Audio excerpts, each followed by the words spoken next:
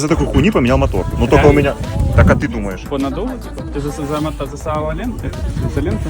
Нет, у меня... короче, заводской дефект из-под короба, вот тут из-под фильтра, сосет песок и закидывает, изнашивает цилиндры и пиздец. А у тебя вот это, ты сам это Так я сделаешь. посмотрел 7500, я подумал, ты дурачок, я изоленты ебанул. Мгм.